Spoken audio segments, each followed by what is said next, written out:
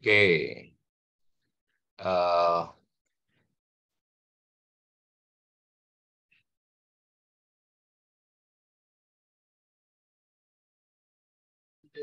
Malah. Saya share screen dulu ya. Oke.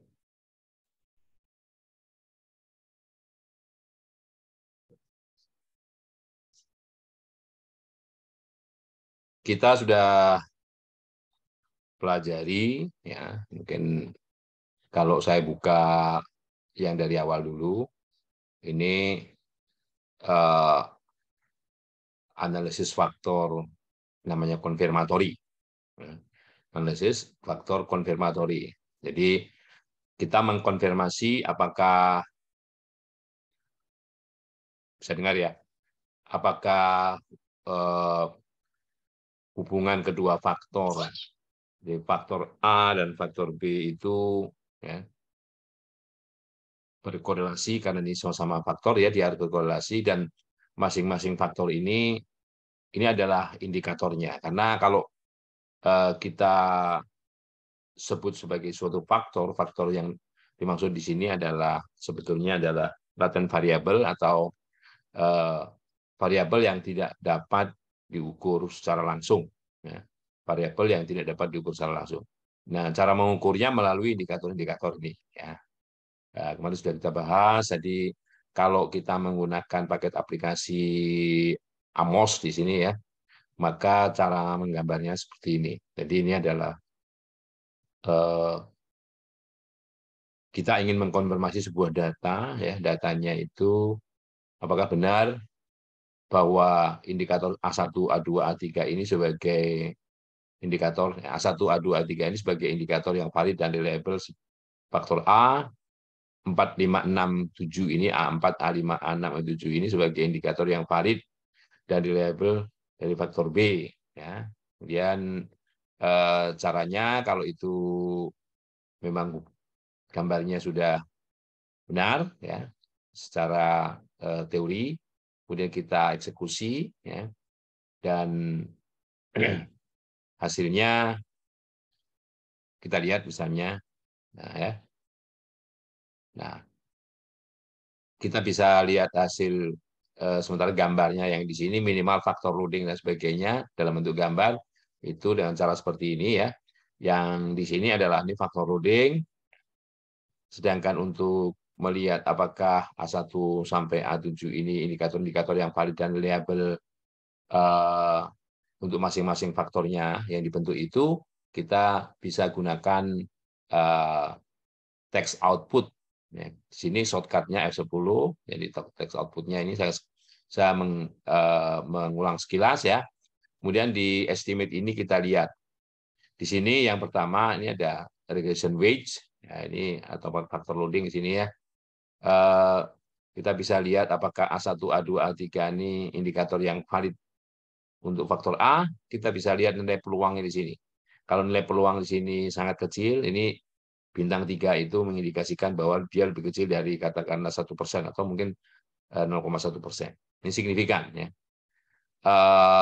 Kalau di sini nggak ada, yang 0,969 saja ini signifikan, apalagi satu gitu ya. Nah, bisa logikanya begitu. Ya. Karena ini satu ini sebagai eh, nilai awal ya, nilai awal. Oke, jadi kalau ini relatif terhadap yang satu nilainya lebih kecil daripada jadi A2 ini lebih kecil daripada A1 faktor loading, nilai faktor loadingnya. Oke. Nah, sedangkan A3 ini paling besar di antara A1, A2, A3 ini untuk indikator dari faktor A dan sebagainya. Oke. Sedangkan untuk melihat dia reliable apa enggak, jadi valid apa enggak tadi ya. Reliable apa enggak itu dilihat gambarnya tadi. Nah, di sana kita gunakan notasi yang mudah. Kalau A1 kita hubungkan dengan error 1, A7 sampai A7 ya. Itu error 7, jadi penomorannya gampang.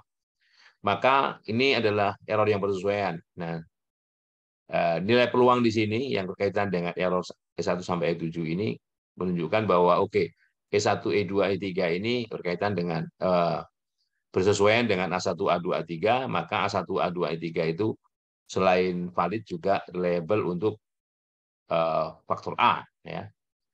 E4567 ini bersesuaian dengan A4 sampai A7, maka A4 sampai A7 itu juga indikator yang reliable untuk faktor B, ya. Oke. Untuk analisis faktor, yang penting itu apakah masing-masing indikator itu apa namanya, tampak nggak nih? Kalau nggak, saya share lagi. Saya khawatir kalau nggak nampak, ya. Nah, ini yang tadi A1 sampai A3 ini menunjukkan indikator yang valid untuk faktor A, A4 sampai A7 ini indikator yang valid untuk faktor B, ya. Sedang ini E1 sampai E7 ini bersesuaian dengan A1 sampai E7. Kalau lihat gambarnya, kalau kita lihat tiga pertama ini menunjukkan juga bahwa A1 sampai A3 itu indikator yang reliable. Jadi reliabilitasnya dilihat dari sini, ya. Oke, demikian juga untuk E4 sampai E7, ya. Itu juga berarti bahwa A4 sampai A7 itu indikator yang reliable untuk faktor B. Oke. Nah, kemudian berikutnya,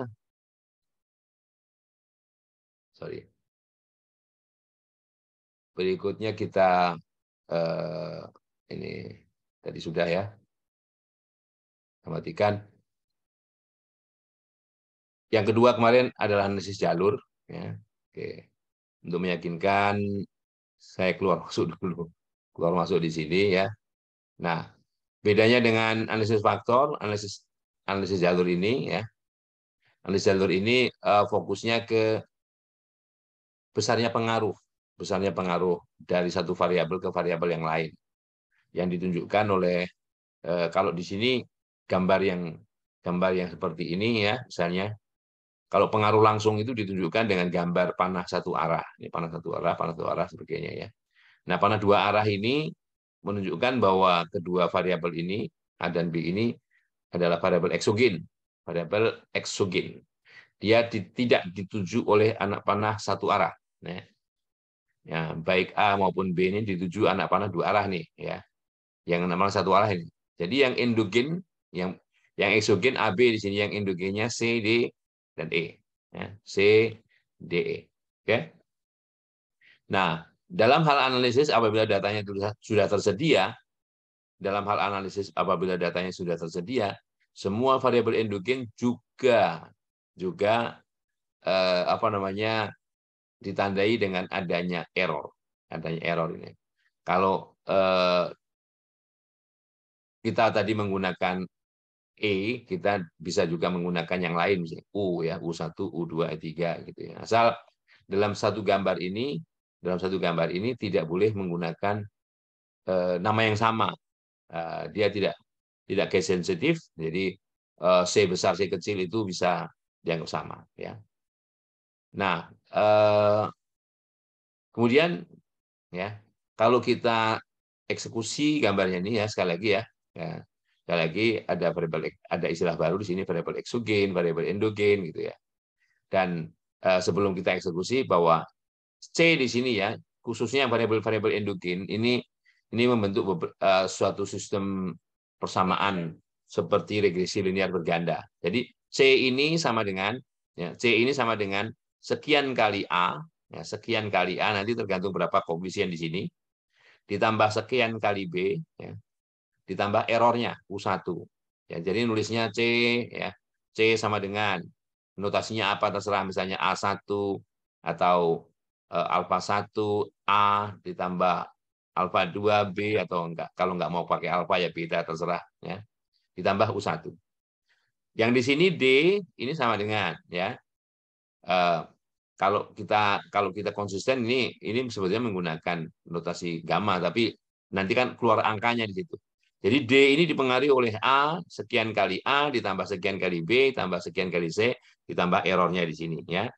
Demikian juga yang E3, E ini dari pengaruh dari A, dari B, dari C, dari D tambah error, ya. Error. Jadi cara menyatakan persamaan regresi bergandanya seperti itu. Kalau kita eksekusi, ini cara mengeksekusinya ya, mengeksekusinya calculate estimate atau kontrol F tadi berapa tadi ya. Nah, kemudian biasanya kalau ini karena kita mengulang, biasanya perlu diberi nama apa dan sebagainya. Nah, nama filenya, kemudian kalau sudah diberi nama filenya, ini kalau kita lihat result hasil pada gambar ini, kita tekan gambar ya.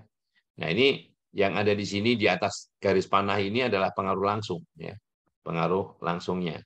Pengaruh tak langsungnya nggak bisa lihat dari sini ya. Sekali lagi kita gunakan F10 atau text output di sini ya. Text output di sini. Oke. Nah, itu yang dilihat adalah estimate di sini ya. Nah, ini besarnya pengaruh. Langsung dan tak langsung bisa dilihat di sini. Ini total ya, total efek pengaruh total, ini pengaruh langsung, direct pengaruh tak langsung.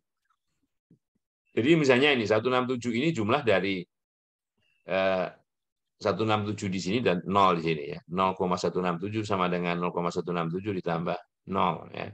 Jadi pengaruh total sama dengan pengaruh langsung ditambah pengaruh tak langsung. Bacanya dari sini ya, dari sini ke sini, dari B ke C, dari B ke D, dari B ke E itu, bukan kebalik, nggak bisa. Nah, karena untuk memudahkan tadi makanya hurufnya dari yang secara abjad di sebelah kiri ya, itu sebagai yang mempengaruhi. Oke. Jadi pengaruh total, pengaruh langsung dan pengaruh tak langsungnya bisa dilihat di sini. Ini fokus dari analisis jalur ya.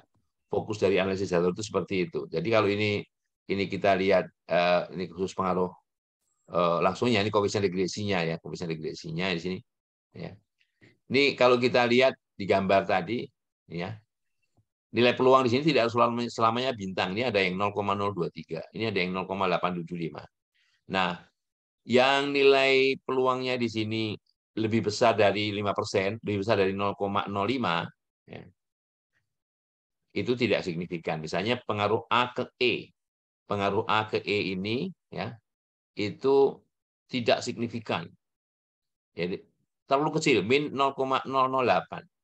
Min 0,008, terlalu kecil, jadi tidak signifikan. Ya. Apakah ada pengaruhnya? Ada.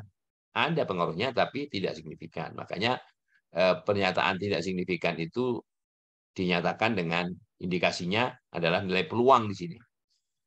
Yang nilai di sini itu kedapatan lebih besar daripada 0,05, maka dia tidak signifikan. Nah, ini misalnya, kalau kita gunakan taraf nyata pengujian 5% ya, ini masih lebih kecil dari 5%, 0,023. Lebih kecil daripada 0,05. Jadi A ke D ini signifikan, meskipun nilainya 0,138. Ya, ini signifikan. Tapi kalau kita gunakan taraf nyata pengujian 1%, ini nggak signifikan, ya, karena ini lebih besar daripada 1%. Ini 2,3%, ya. Nah, tergantung taraf nyata pengujiannya. Oke? Nah, ini fokusnya ke situ. Kalau korelasinya nih signifikan ya.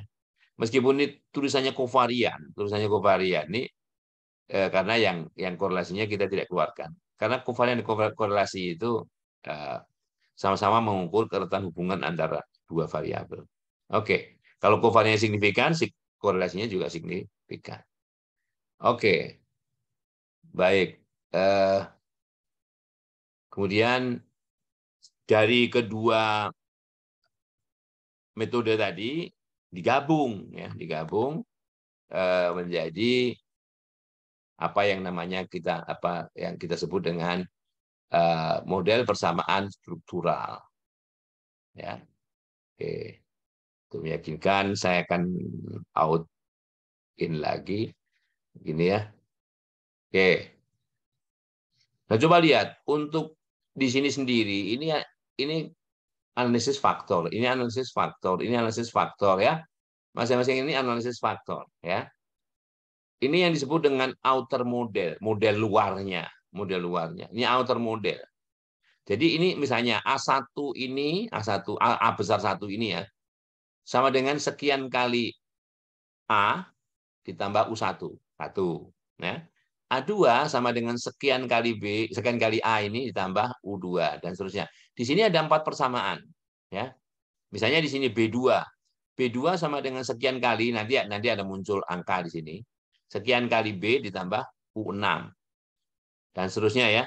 Jadi ada 4, 3, 3, 10, 13, tambah 4, 17. Ada 17 persamaan. Ada 17 regresi linier sederhana. Ya, ada 17 regresi linier sederhana. Nah, bayangin. Nah, yang harus diselesaikan sekaligus. Ya, itu jadi ini yang namanya outer model, outer di luar, model luar ya, outer. Ada 5 outer model. Di sini ada 4 persamaan, 3, 3, 3, 4. Semuanya ada 17. Oke? Nah, itu yang outer model itu analisis faktor. Analisis faktor. Sedangkan analisis jalurnya ini disebut dengan inner, bagian dalamnya, inner. Jadi di sini misalnya kalau kita lihat A ini mempengaruhi B, A ini mempengaruhi B, A ini mempengaruhi E. Lihat gambarnya. Lihat gambar panah dari bulatan ke bulatan ini. A mempengaruhi B, A mempengaruhi E. Ya. B hanya mempengaruhi D. Ini B ini hanya mempengaruhi D. C mempengaruhi B, C mempengaruhi D. Ya. Sedang E ini dipengaruhi oleh A dan D. Gambarnya seperti ini. Andaikan. Ini kan andaikan. Jadi andaikan hubungan antar faktornya seperti ini. Andaikan. Hubungan antar faktornya seperti ini. Maka akan ada dua. Ada dua yang namanya variabel eksogen. Yang pertama A, yang kedua C. Karena baik A maupun C ini tidak dituju oleh anak panah satu arah. Ya. Tidak dituju, nggak ada di sini. Yang ini dua arah ini, ya, dua arah. A juga dua arah, ya. Nah, hubungan antar variabel eksogen, ya. Hubungan antar variabel eksogen ini korelasional. Dua arah, ya. Jadi kalau ada eksogen ke eksogen harus dihubungkan dengan anak panah dua arah. Nanti kalau ada satu lagi misalnya, ya hubungkan lagi misalnya, ya, dihubungkan lagi masing-masing itu harus dihubungkan anak panah dua arah. Oke, B jadi misalnya. Jadi inner modelnya hanya berarti ada B, ada D, ada E yang variabel endogen. Nah, inner modelnya bunyinya begini. Misalnya B. Karena B ini dipengaruhi oleh A dan C, B sama dengan sekian kali A, sekian kali A ditambah sekian kali C, ya, sekian kali C, ya. Oke? Ditambah lagi U20 karena di sini error B ini U20, ya. Jadi lihat tanda panah yang menuju B ada berapa? 1, 2, 3. Jadi komponen B ini, ya, B ini dipengaruhi oleh A, C, dan U20. Yang kedua, D. Ya, D ini. D ini dipengaruhi oleh, ya, sekali lagi ya, ini inner model. Yang inner model itu bagian ini, ya, analisis jalurnya. D dipengaruhi oleh B, C, dan U18. Jadi D sama dengan sekian kali B, ditambah sekian kali C, ditambah U18. Yang ketiga, E. E ini dipengaruhi oleh A, dipengaruhi oleh D, dipengaruhi oleh U19. E sama dengan sekian kali A ditambah sekian kali D tambah U18. Nah, sekian kalinya itu nanti dilihat di angkanya tadi. Ya, angka kalau ini kita running, kalau kita jalankan. Jadi kalau ini kita jalankan, ya, muncul kan? Nah, itu. Jadi ini misalnya B sama dengan 0,46A ditambah 0,43 C ditambah U20. Nggak ada sekian, ya. U20 ini kan satu juga, ya. Oke. Nah, demikian juga ini D sama dengan 0, kalau ini 0,31 adalah miliknya panah ini, ya. 0,31 B ditambah sekian, 0, berapa ya? 0,5 sekian, ya. C ditambah U18. E sama dengan ini berapa? 0,16, ya, 0,16. 16 itu yang kayaknya korelasinya. Mana 0,3 0,23 ini ya yang ini. Nah, kalau mau lihat gini. Nah, ini. Ya, jadi kalau kita geser-geser ini merah. Permasalahannya kalau kalau gambarnya hitam semua dicetaknya ya, makanya perlu dilihat adalah dari text output. Ya, dari text output di estimate ini. Ya. Sorry. Nah, ini ya. Di angka estimate-nya ini. Ya. A ke B, C ke D kan ada angkanya nih. Ya. Nah, angka itu yang dipakai. Ya. Oke. Sorry. Siapa tahu. Nah, angka outputnya. Ya, di sini. Text outputnya ya. Yang dibaca. A ke B, C ke B, dan sebagainya. Kalau ini nggak khawatir kita gambarnya tadi eh, kalau tumpang tindih ya nggak kelihatan. Jadi itu eh, bagian dari apa namanya model persamaan struktural gini ya. Nah, jadi model persamaan struktural itu gabungan dari analisis faktor yang dipakai sebagai outer model, model luarnya, model bagian luar, outer itu luar, luar, outer bagian luar ya. Dan inner model ini adalah analisis jalurnya. Nah, oke. Ada yang ingin bertanya? Yang jelas begini. Ini kan cuman kalau dari sisi saya ini bagaimana menganalisisnya. Kalau benerannya bagaimana hubungan antar faktor ini, bagaimana membuat gambar panahnya ini ada teorinya kan? Apa benar A ini ke B, apa benar C ini ke B. Nah, itu di luar ini. Ini kalau bagaimana menganalisisnya. Nah, yang itu yang jelas eh, cara menggambar panah dari faktor ke faktor yang lain itu ada teorinya, tidak asal ya, tidak asal. Nah, yang jelas eh, Amos ini cara bekerjanya adalah mengkonfirmasi. Jadi ada data, yang kita kumpulkan ya. Kemudian benar nggak teorinya seperti ini? Benar nggak teorinya seperti ini? Ya. Benar nggak kalau belum jadi teori ya, benar nggak konsepnya itu seperti ini? Ya, hubungan terfaktornya dan sebagainya. Oke, apakah ada pertanyaan? Nanti kalau kalau masih belum jelas, ya putar ulang videonya ya, putar ulang videonya. Ini penggunaan Amos untuk model persamaan struktural. Ya, uh, kalau kita menggunakan Amos, ya, maka untuk mendapatkan hasil yang bagus, ya, tentunya datanya juga harus bagus. Datanya tidak dibikin-bikin. Datanya as it is. As it is itu ya sebagaimana adanya. Data tidak boleh dibikin.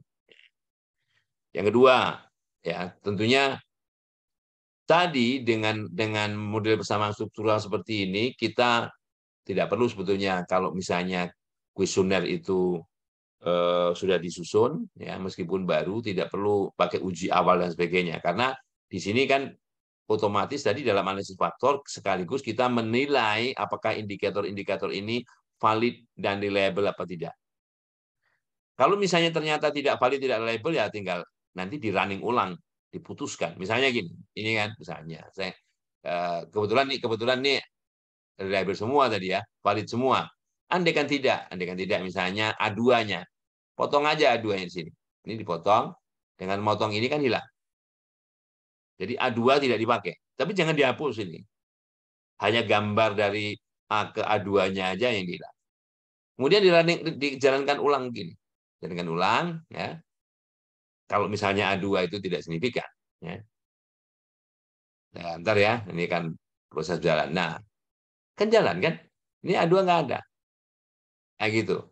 Jadi ya, biar aja di sini, yang untuk menunjukkan bahwa oh, A2 tidak signifikan. Ya. Nah, jadi kalau mau dibalikkan ya gambarnya di gambar ulang gini. Ya. Oke, itu cara merevisi. Atau mungkin di sini yang inner modelnya yang nggak signifikan. A ke E tadi. A ke E nggak signifikan. Ya, oke. A ke E nggak signifikan tadi katanya.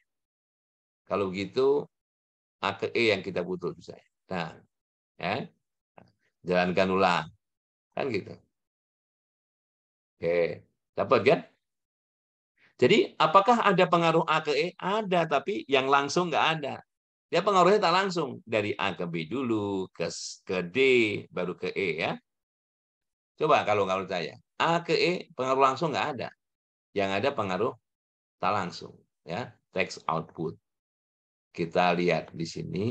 Ya, oke. Pengaruh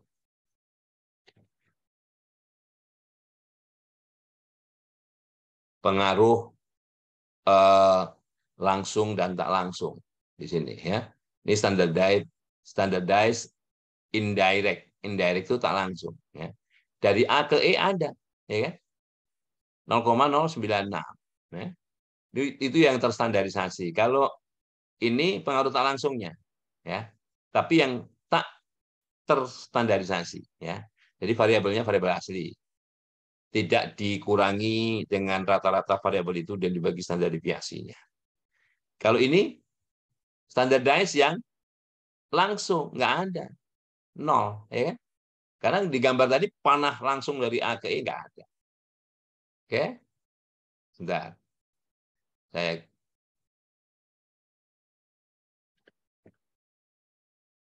ya, jadi di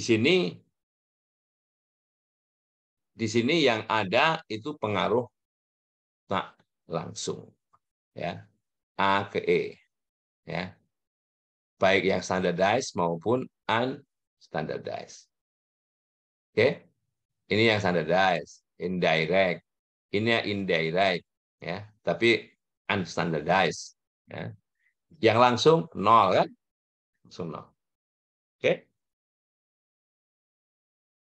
nah itu caranya. Oke, baik, ada pertanyaan? Iya, Ya, Pak. ya, Uh, silakan. mungkin karena ini pertemuan, iya, mungkin ini karena apa pertemuan terakhir. Jadi satu yang saya masih bingung, seandainya nanti di tesis itu kita nentuin pengolahan data itu yang bagus dan benarnya itu gimana gitu, biar data kita sama gitu. Kalau kayak kita di S1 kemarin, misalnya kita hanya menggunakan regresi linear berganda karena melihat faktor-faktornya gitu kan Pak ya.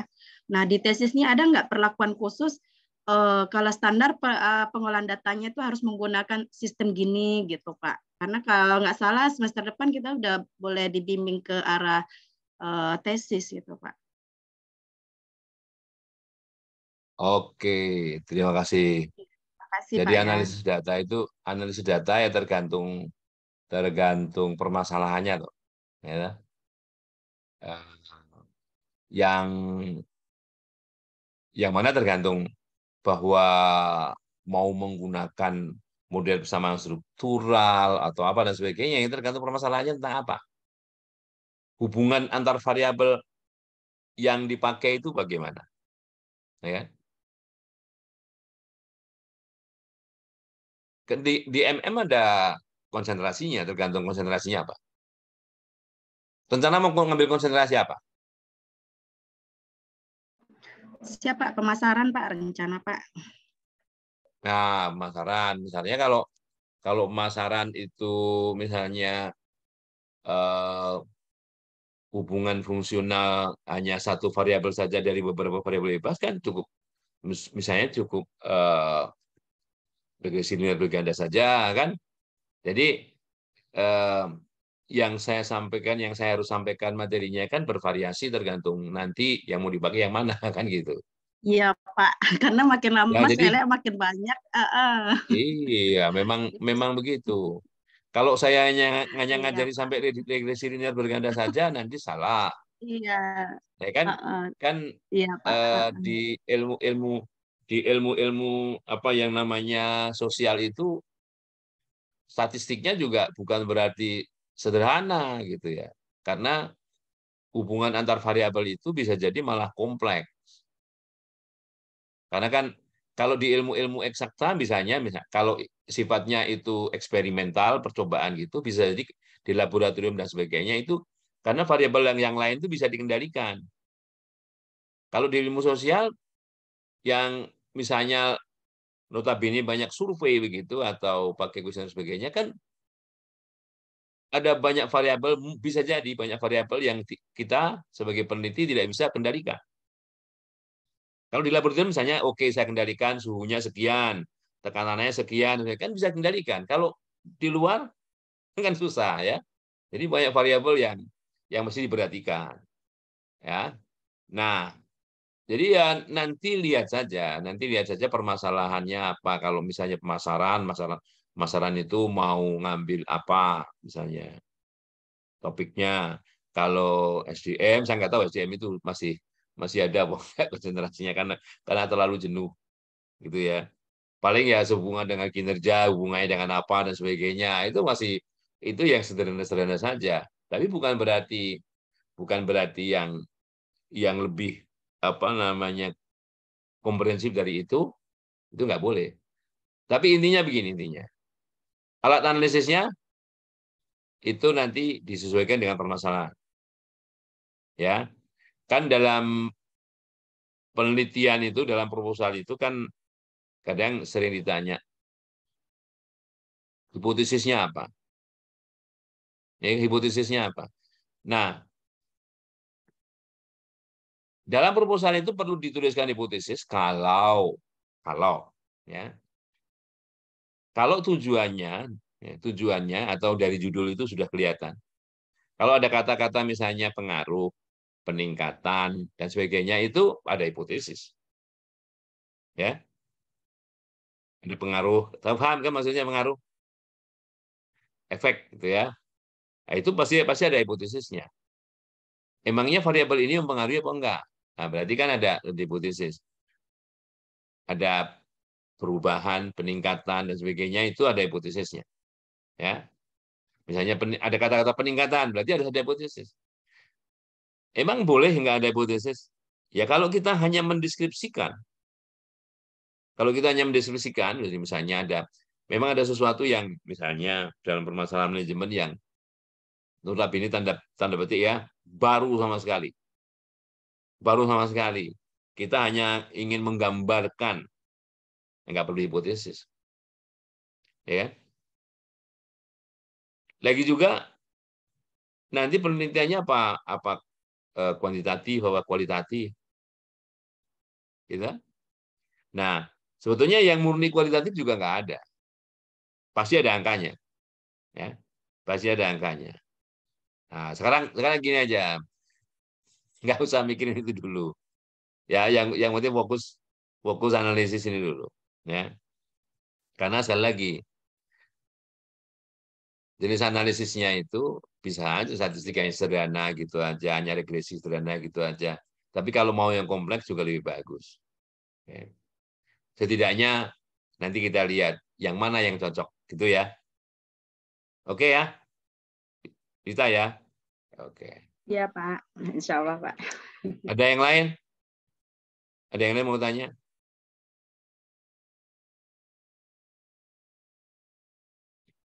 Yang jelas begini, kalau saya lihat selama ini kebanyakan ya, kalaupun data primer itu pakai kuesioner. Nah, yang perlu hati-hati adalah siapa yang isi kuesioner itu. Ya, siapa yang isi kuesioner? Misalnya kalian menggunakan topik yang berkaitan dengan kinerja misalnya. Kalau itu respondennya adalah pegawai di perusahaan atau di kantor itu, maksud dia menilai kinerjanya sendiri, ya? Maksud dia menilai dirinya sendiri. Nah, makanya harus hati-hati nanti ya, harus hati-hati. Yang jelas, kalau misalnya baik di pemasaran atau di SDM atau di yang lain, itu kalian harus paham mengenai teori dasar yang kalian pakai itu apa. Sebenarnya grand teorinya. Ya, grand teorinya itu apa? Kan macam-macam, tergantung apakah SDM dan sebagainya, itu ilmu kalian lah ya. Bagian saya di sini hanya apa namanya menyampaikan kalau seperti itu analisisnya bagusnya ini, kalau seperti itu analisisnya bagusnya ini gitu ya. Saya bilang bagusnya ya. Saya tidak mengatakan mutlak karena kadang-kadang kan ada yang misalnya nggak suka gitu ya. Karena bisa saja satu data itu dianalisisnya lebih dari beberapa metode. Gitu. Nah, metode yang mana yang dipakai? Tentunya ya konsultasi sama pembimbingnya ya. Konsultasi sama pembimbingnya maunya seperti apa? Ya. Sama aja kalau kita publikasi ke jurnal misalnya. Jurnal itu mengendaki cara analisisnya, cara membuat tabelnya seperti ini, cara membuat nah gitu. Jadi harus diikuti apa namanya gaya yang dipakai di jurnal itu. Gaya yang dipakai, cara penulisan yang dipakai misalnya di program kalian. Pasti ada panduannya. Ya, ya jadi gitu. Oke, kita lanjutkan kalau nggak ada pertanyaan lagi. Ini masih masih eh, seputar model persamaan struktural, tapi alat yang dipakai beda. Ya.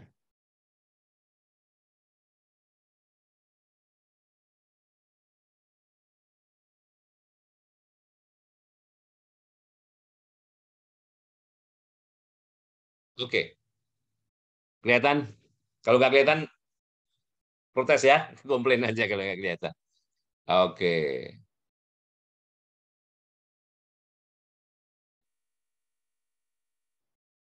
ini ini apa namanya saja. Oke, kalau kita lihat, ya, misalnya kita punya hubungan seperti ini anu ya smart, aplikasinya namanya Smart PLS. Oke, ini variabel 1, variabel 2, variabel 3, variabel 4. Nah, oke. Mungkin lebih bagus saya dari awal, siapa tahu ada yang apa namanya eh, ingin belajar ya, membuat proyek baru gitu ya, buat proyek baru. Namanya apa latihan misalnya. Oke. Latihan latihan lagi, latihan sudah ada, latihan lagi katanya. Oke. Latihan lagi ya, di sini ada muncul latihan lagi. Kemudian klik 2 kali untuk mengimpor data. Ini klik-klik gitu kan. Nah, datanya di mana datanya? Datanya dalam bentuk CSV tadi itu, ya. Nah, oke. Nah, andai kan ini aja lah datanya ya. Sip. Oke, ini datanya ini. Nah, ini datanya misalnya ya. Nampak ya? Ini indikatornya sebelah kiri nih, indikatornya sebelah kiri. Indikatornya sebelah kiri ini ada X11, 12, 13, 21, 22, 23. Jadi ini 11, 12, 13 ini sebagai indikator dari katakanlah variabel pertama. Ini variabel kedua, ini variabel ketiga, ya. Indikator masing-masing, 3, 3, 3 ya. Nah, sekarang nah, kita ingin menggambarkan di sana. Menggambarkan variabel 1, 2, 3. Ada 1, 2, 3 ini sebagai variabel eh, X ya, X1, 2, 3. Gambarnya begini. Ini 1, ya. Kemudian 2 misalnya. Ini 3. Ini sebagai X-nya. Misalnya hubungannya seperti ini. Yang keempat Y-nya di sini. Yang keempat Y-nya. Oke. Ya. Paham ya? Nah, jadi secara gambar mungkin, secara prosedur mungkin lebih lebih gampang daripada Amos. Ya. Ini namanya Smart PLS. Kemudian tadi saya bilang X1, X1, X11, 12, 13, indeks pertamanya, ya, X4, X5, sorry, mana tadi? 11, 12, 13. Ini kok beda ini? 1, 2, 21, 23, 24, 25. Ya, oh, cuma 3 ya, cuma 3 aja ini. Cuma 3 aja, kelebihan satu. Nah, kelebihan satu dihapus misalnya gini. Hapus ya. Terus,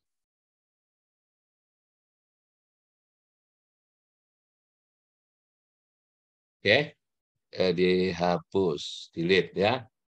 Oke, ini saya geser. Kalau geser pakai ini digeser aja gini. Ya. Oke. Nah, jadi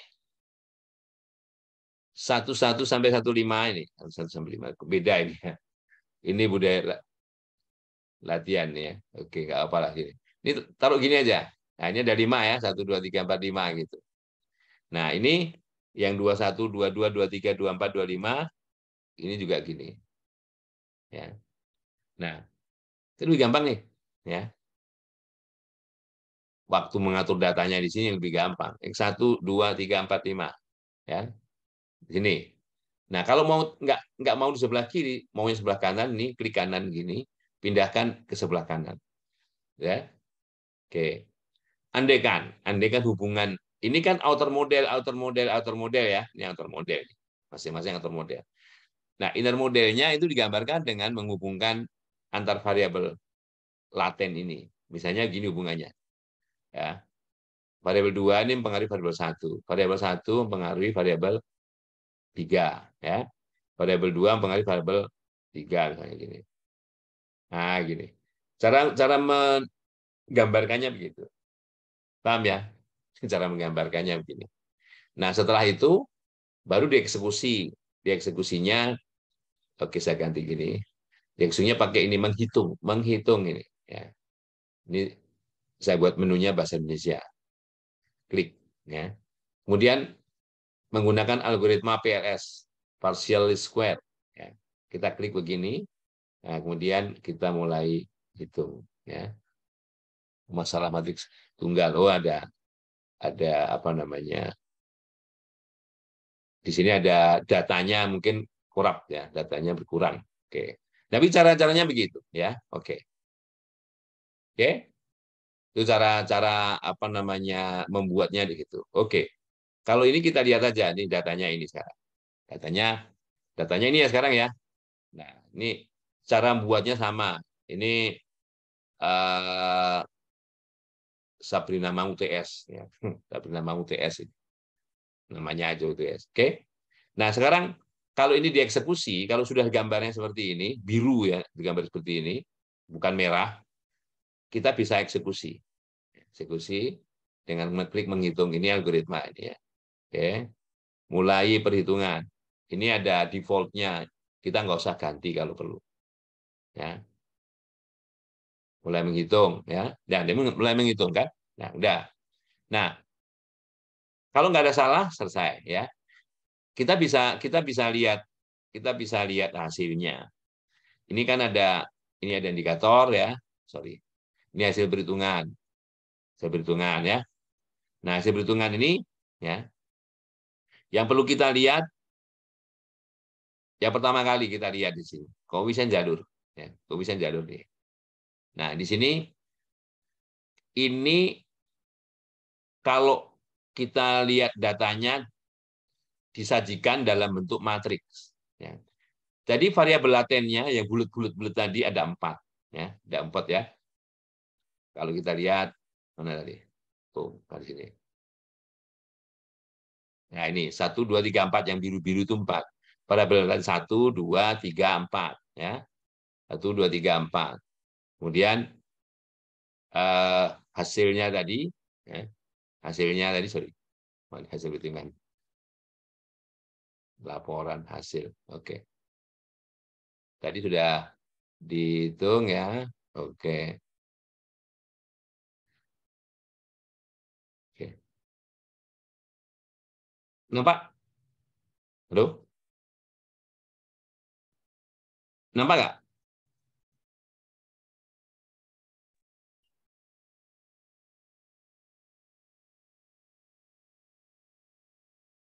Nampak ya?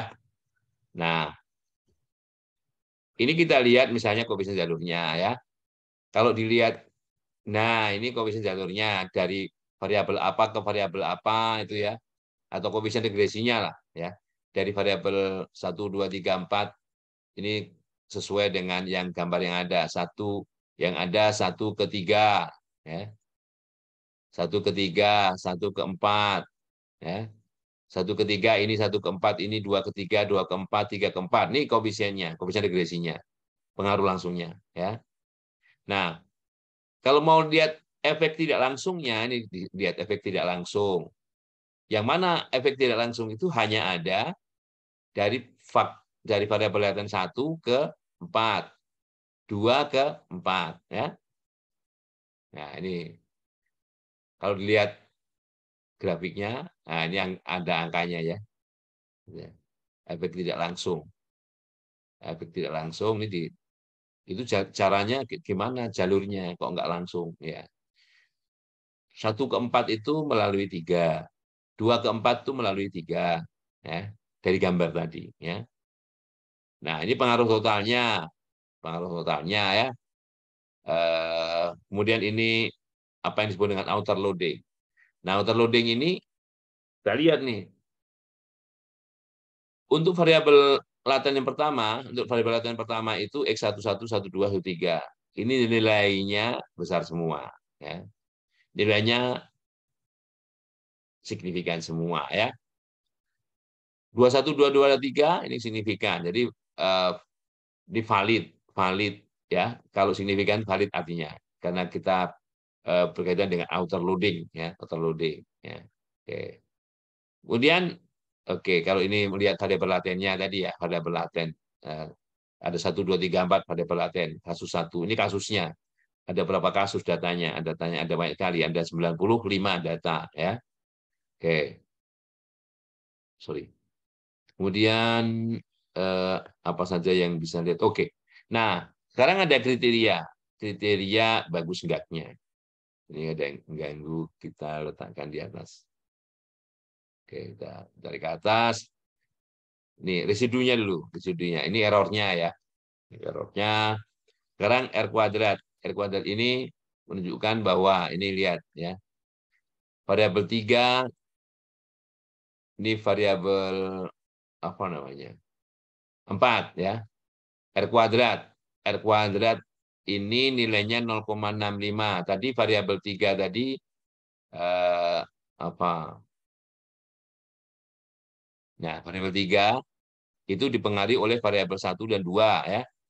Jadi nilainya tadi 0,65 tadi. Sorry, mana tadi? R kuadrat. Ya, 0,65 itu bahwa variabel 3 itu 65% sudah dipengaruhi oleh variabel 1 dan 2. Ya. Sedangkan variabel laten 49% itu dipengaruhi variabel 1, 2, dan 3 ya. 1, 2, dan 3 berdasarkan gambar. Nah, ini yang mempengaruhi 4 ini kan 1, 2, 3 ya. Oke.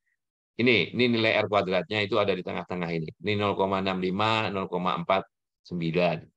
Jadi 65% variabel 2 ini dipengaruhi variabel laten 1 dan 2. Yang lain, sisanya yang 35% ya variabel lain yang enggak digambar di sini. Ya. Sama aja R kuadratnya dalam regresi linear berganda. Ini juga gitu, 49% ini variabel 4 itu bisa diterangkan oleh variabel 1, 2, dan 3. Sisanya lebih banyak lagi. Ada variabel lain yang 50, hampir 51%. Oke. Nah, R kuadrat. Ini validitas dan reliabilitas kontrak. Nah, ini masalah ini Kronbach alfa ya. Kalau nilai di sini itu bisa dilihat ini Kronbach alfa ya. Karena semua di atas garis ini ya, semua di atas garis ya. Ini semua valid ya kalau kita lihat ya. Batasnya 0,7 kalau kita pakai batas 0,7. Tapi ada orang yang menggunakan batas 0,6 gitu. Ya, kita pakai 0,7 sini ya. Oke. Ini reliabilitas kompositnya juga. Reliabilitas kompositnya reliable ya.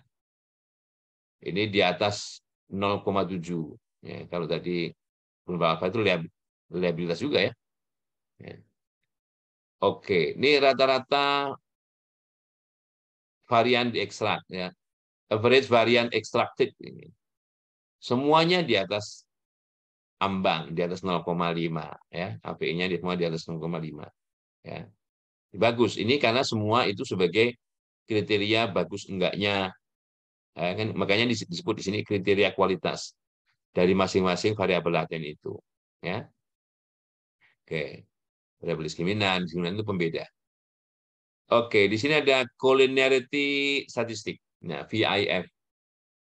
VIF ini singkatan dari variance inflated atau inflation factor, faktor pengembang. Nah, dari data ini indikator-indikator ya yang kita peroleh ini yang memiliki nilai VIF di atas 10 akan dinyatakan sebagai dengan warna merah. Itu artinya terjadi multikolinearitas ya. Terjadi multikolinearitas. Kalau nilainya di atas 10. Jadi X11 dan X12 itu terjadi multikolinearitas. Kalau dibiarkan dia tidak bias memang ya, tetapi mempengaruhi kualitas untuk prediksi ya. Mempengaruhi kualitas untuk prediksi ya, gitu. Ini yang berkaitan dengan adanya multikolinearitas apa tidak. Ada ya. Oke, yang ada itu tunjukkan dengan warna merah kalau di sini. Kalau yang hijau itu enggak, karena di bawah 10 nilainya. Yang kita lihat yang X ya, yang X yang bukan yang Y. Yang Y memang tidak dilihat di sini. Oke. Kemudian fit. Fit. Nah, ini nilai masalah cocokan apa enggak. Modelnya cocok apa enggak gitu ya. Nilai nilai biasanya ada NFI ini nilainya harus kecil, kai kuadratnya harus besar dan sebagainya ini ya. Nah, nilai kai kuadrat besar, dia signifikan gitu ya. Kemudian kriteria seleksi model. Nah, kalau kita membandingkan dengan model yang lain ya. Dengan model yang lain kalau modelnya seperti itu nilai masing-masing ini IC itu sebagai singkatan dari information criterion. Information criterion. Jadi AKIK itu A itu AKIK, I informasi, K kriteria. Sebenarnya kalau mau konsisten ya C criterion gitu ya. Kalau ini Bayesian, kriteria Bayes. Jadi kalau ini model 3, ini model 4, ini variabel 3, variabel laten 3, nilainya sekian. Nah, kalau ada model lain, kita hitung juga AIC-nya. Nah, saya ini kan cuma satu model ya.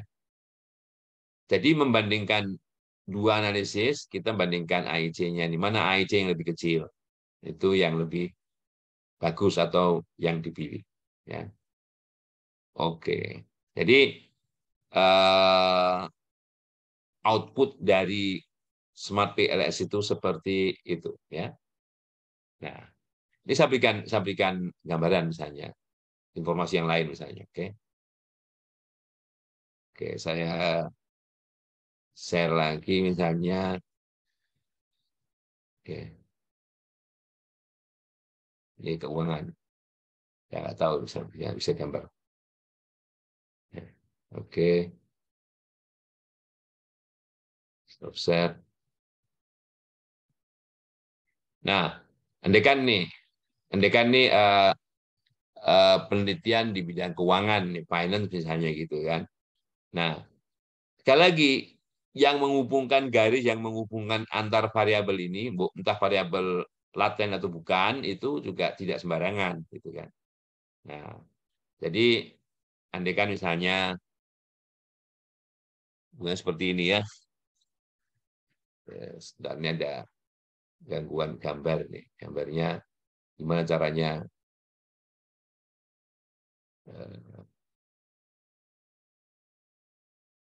ini aja saya garis Saya tarik kiri. Nah, ini misalnya. Jadi sini ada debt to equity ratio, jadi rasio utang terhadap ekuitas ya. Kemudian di sini ada kredit jasa, ini ada likuiditas, kredit tani, kredit dagang, ini kredit yang lain kredit apa lagi nih? Konsumsi, kredit industri, ini rentabilitas. Nah, benar nggak hubungannya seperti ini? Atau katakanlah kalau ini sudah benar hubungannya, baru di running, baru dijalankan gitu ya. Tentunya sekali lagi yang menghubungkan anak panah dari satu gambar biru ke biru yang lain itu ada teorinya. Nah, misalnya X1 ke Y1A, benar nggak? Ya, ini X1 ke Y1B, X1 ke Y1C. Ini ke Y1 semua kayaknya ada 1A, 1B, 1C, 1D, 1E, ada semua nih. Nah, X1 ke X2. Nah, di sini ada Y2, ya kan? Nah, jadi kalau kalau kita lihat di sini yang eksogennya yang mana? Eksogennya cuma ini saja kayaknya. Eksogennya hanya X1. X2 ini bukan eksogen ini. Karena X2 dipengaruhi oleh X1. Ya. Nah, yang lain ini endogen semua. Ya. Nah, itu contoh ya. Contoh dari eh, misalnya mungkin ilmu yang berkaitan dengan finance misalnya. Oke. SDM misalnya. Tadi SDM sudah ya, ini SDM dengan variable intervening misalnya. Nah, misalnya gini ya. Ini bukan SDM dengan variable intervening ini. Ini SDM ya. Oke. Nah, saya gini ya. Ini ada variabel latihan struktur gaji, motivasi, jenjang karier ya. Nah, ini X1, X21, 22, 23 ini indikatornya. Jadi ini bisa diukur melalui nih ya. Motivasi nggak bisa diukur langsung. Diukur melalui 41, 42, 43 misalnya. Jenjang karier diukur melalui 31, 32, 33 ya. Nah, ini ada pengawasan melekat nih, gitu kan. Jadi kalau kalau seperti ini, ya, misalnya, apakah motivasi ini merupakan variabel intervening, gitu ya. Contohnya, jadi cara menghubungkannya seperti itu, ya. Kemudian yang moderating, ini ada di pemasaran misalnya. Oke. Contohnya aja, contoh gambarnya ya. Oke, oke, ya. Misalnya seperti ini, masalah nih, ya. Terakhirnya di sini, ya, muaranya ini loyalitas sama komplain. Ini ada loyalitas, ini ada komplain. Ya, jadi puas itu puas terus loyal, puas komplain kan itu. Di sini ada promosi, ya. Di sini ada harapan konsumen, ini persepsi kualitas, ya. Jadi persepsi kualitas itu pengaruhi harapan konsumen misalnya. Tapi dia mempengaruhi persepsi nilai, mempengaruhi kepuasan, ya. Di sini ada image, nah di sini ada promosi nih. Nah, nah ini ada moderating effect, ada pengaruh moderasi, ya. Di sini apa keterangan ini? X2 harapan konsumen, Z promosi, X1 image. Nah, jadi harapan konsumen, ini image, ini promosi ya. Ini moderating ya. Variabel dependennya X2. Variabel moderasinya Z promosi ya. Terus apa tadi? Variabel independennya X1. Metode perhitungan produk ada di situ. Metode perhitungan untuk dan sebagainya apa namanya itu? Aduh, lari dari. Nah, oke. Ini efek moderasi ya. Nah, kalian bisa bisa gunakan ini Smart PLS 3. Tapi sebetulnya Smart PLS itu berkembang. Kalau nggak salah sekarang sudah 4. Nah, sudah 4. Saya dulu mulai dari 2. Kalau yang 2 itu gratis dulu. Apa namanya, license-nya per 3 bulan itu di-update terus. Tapi 2 kayaknya sekarang sudah dihentikan. Nah, yang 3 ini yang untuk student version, yang untuk versi mahasiswa itu kayaknya masih masih bisa free gitu ya. Nah, bedanya kalau kalau student version variabelnya nggak bisa banyak ya. Variabelnya nggak bisa yang mestinya yang berbayar gitu ya. Oke, ada pertanyaan? Oke.